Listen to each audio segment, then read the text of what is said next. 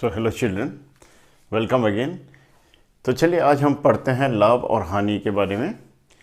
तो इस चैप्टर को शुरू करने से पहले मैं आपको कुछ टर्म्स इसमें बार बार यूज़ होंगे इस पूरे चैप्टर में, और जिसका मतलब आपको बहुत अच्छे से आना चाहिए, तभी आप इस चैप्टर को समझ पाएंगे। तो चलिए शुरू करते हैं एक एक करके इन टर्म्स को जानना कि होते क्या हैं। तो इसमें जो बहुत बार बार यूज़ होगा, एक तो है इसमें क्रय मूल्य।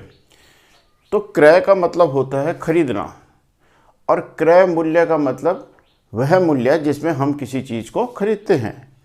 मान लीजिए कि मेरे हाथ में ये पेन है और ये मैंने 20 रुपये में ख़रीदा है।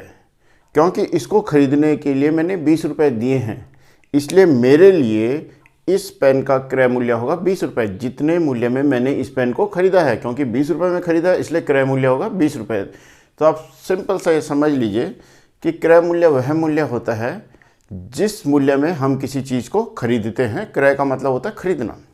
इसके बाद जो दूसरा टर्म है वो होता है विक्रय मूल्य। विक्रय का मतलब होता है बेचना।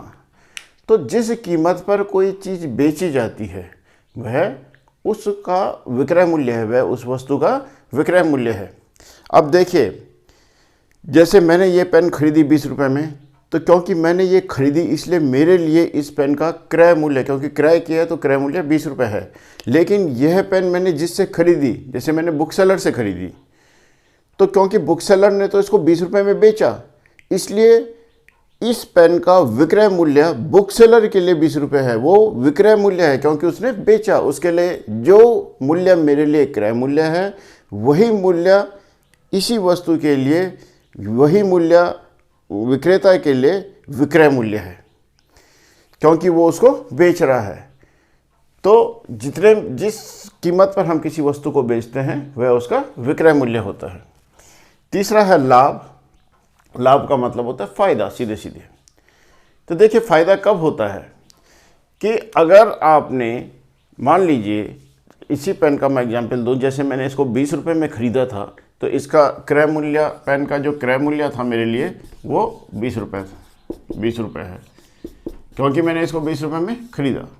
लेकिन अगर मैं इसी पेन को किसी दूसरे को बेच दूं 30 रुपये में, ज़्यादा में, मैंने ख़रीदा तो 20 रुपये में, लेकिन अगर मैं इसको 30 रुपये में बेच दूं, यानी अगर मैं इसको बेचूंगा तो विक्रय मूल्य, इस पेन का विक्रय मूल्य, क्योंकि बेचना मतलब विक्रय मूल्य, तो कितना है ₹30, क्योंकि मैं 30 में बेच रहा हूँ, इसलिए मेरे लिए इस पेन का विक्रय मूल्य हो गया 30 रुपये।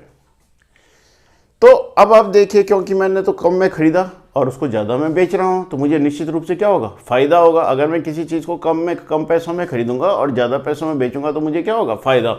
उसी को कहते हैं लाभ। अब आप यहाँ से आसानी से बता सकते हैं कि 20 रुपये की चीज़ खरीदी, 20 रुपये में चीज़ खरीदी और 30 रुपये की बेच दी, तो यहाँ से आप आराम से बता सकते हैं कि सर 10 रुपये का फ़ायदा हो गया या 10 रुपये का लाभ हो गया।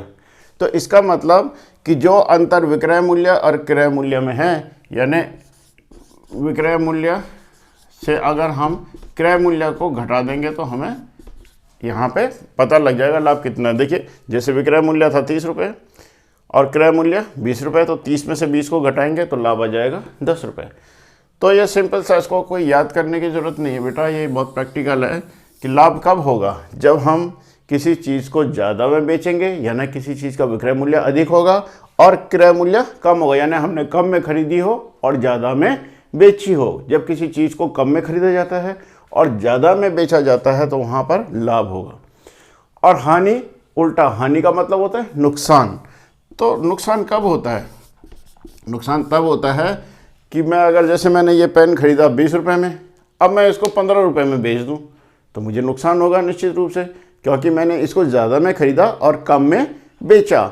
इसका मतलब कि विक्रय मूल्य तो कम है और क्रय मूल्य ज़्यादा है, तो मुझे कितने का नुकसान होगा। अगर मैं कोई चीज़ 20 रुपये की खरीदता हूँ और 15 में बेचता हूँ तो मुझे 5 रुपये का नुकसान होगा, यानी हानि होगी। तो सीधा सीधा मतलब ये है कि जो हानि होती है ये कब होती है, जबकि विक्रय मूल्य कम होता है और क्रय मूल्य ज़्यादा होता है, ज़्यादा में खरीदी गई हो।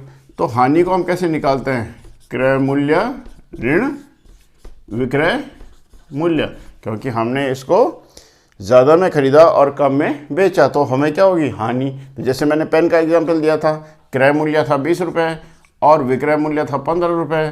तो जो हानि है 20 में से 15 को आप घटाएंगे तो कितना आएगा, ₹5। ये हमारा हानि यहाँ से पता लग जाएगा कि कितने रुपए की हानि भी है। तो आप क्रय मूल्य समझ गए होंगे, विक्रय मूल्य भी आपको समझ में आ गया होगा, लाभ भी आपको समझ में आ गया होगा और हानि भी।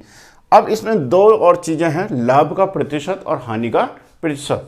तो आइए इसको समझते हैं, लाभ का प्रतिशत और हानि का प्रतिशत क्या है।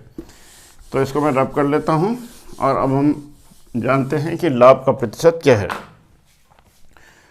तो लाभ का प्रतिशत मतलब कि कितने प्रतिशत। देखिए बेटा, लाभ अलग चीज़ है और लाभ का प्रतिशत अलग चीज़ है। तो लाभ का प्रतिशत हम कैसे निकालते हैं, हम लाभ को पहले उस वस्तु के जितना हमें लाभ हुआ है किसी वस्तु को बेचने पर, उस लाभ को हम उसके क्रय मूल्य से बांट देते हैं और उसको 100 से गुणा कर देते हैं। देखिए, लाभ हमेशा क्रय मूल्य पर ही निकाला जाता है। तो जैसे चलिए हम इसको एक एग्जाम्पल से समझते हैं कि माना मैंने कोई 30 रुपए की चीज़ खरीदी, यानी मैंने क्रय किया किसी वस्तु को। माना मेरे लिए किसी वस्तु का क्रय मूल्य माना है 30 रुपये, ₹30, और मैंने इसको जो है 45 रुपये में इसको बेच दिया। यानी मैंने इसी वस्तु को, यानी विक्रय मूल्य हो गया मेरे लिए 45 रुपये। तो मैंने इसको कम में खरीदा और इसको ज़्यादा में बेचा, तो इसका मतलब मुझे लाभ हुआ होगा।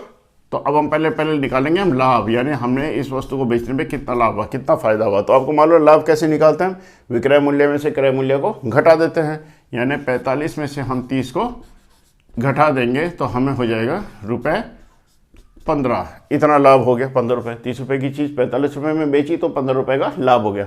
अब अगर आपसे बोला जाए कि लाभ, ये तो लाभ है, लेकिन अगर हमें लाभ का प्रतिशत निकालना है, यानी हमें कितने प्रतिशत लाभ हुआ, तो हम कैसे निकालेंगे। लाभ का प्रतिशत निकालने के लिए होता है, लाभ को हम क्रय मूल्य से बांटेंगे और 100 से गुणा कर देंगे, इससे हमें लाभ का प्रतिशत मिल जाएगा।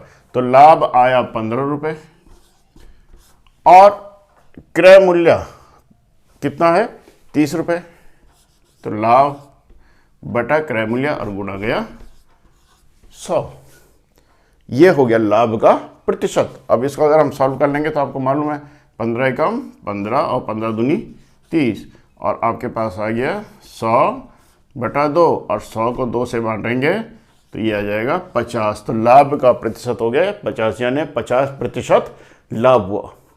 अब सवाल यह है कि 50% किसका 50%। ये 15 रुपये जो है ये लाभ है, लेकिन ये 50% है, लेकिन ये 50% किसका है, ये 50% क्रय मूल्य 100।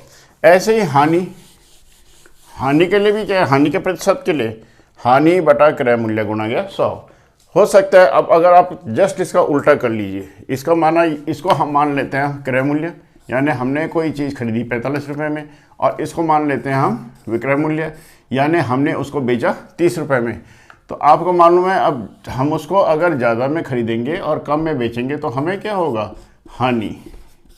अब ये हानि कितनी होगी, देखो 45 रुपये की चीज़ खरीदी 30 रुपये में बेच दी, तो हानि होगी हमें 15 रुपये की। तो जब हानि होती है तो हम हानि का प्रतिशत भी निकाल सकते हैं आराम से। तो हानि के प्रतिशत के लिए भी उसी तरह का सूत्र है। यहाँ पर लाभ प्रतिशत जब निकाल रहे थे तो लाभ आ रहा था अंश में, यहाँ पे हानि प्रतिशत निकालना है, क्योंकि हानि हो रही है तो हानि आएगी अंश में, यानी हानि आएगी 15 और बटा क्रय मूल्य। क्रय मूल्य आपको मालूम है कितना है 45 और गुणा गया 100, ये आएगा आपका हानि का प्रतिशत। देखिए, लाभ का प्रतिशत हो या हानि का प्रतिशत हो, दोनों को ही क्रय मूल्य में निकाला जाता है। यानी जितना भी प्रतिशत ये हानि प्रतिशत आएगा वो किसका होगा, उतना प्रतिशत वो होगा क्रय मूल्य का। अब देखिए आप इसको सॉल्व करेंगे, 15 एकम 15 और 15 दिया 45, तो आपके पास आएगा हानि प्रतिशत 100/3, और इसको जब आप मिश्रित भिन्न बदलेंगे 33 सही 1/3%, ये आएगा आपका हानि का प्रतिशत। तो इस तरह से लाभ और हानि में ये 4-5 तरह की चीज़ें हैं जो बार बार रिपीट होती हैं। या तो आपको हानि का प्रतिशत निकालना होता है, या लाभ का प्रतिशत निकालना होता है, या आपको क्रय मूल्य निकालना होता है, या आपको विक्रय मूल्य निकालना होता है। इस पर बेस्ड सवालों को बाद में करेंगे। अभी इसका मकसद मुझे सिर्फ इसका कंसेप्ट आपको समझाना था। तो इस वीडियो को आप बार बार देखें और इसके बारे में जानिए। थैंक्स।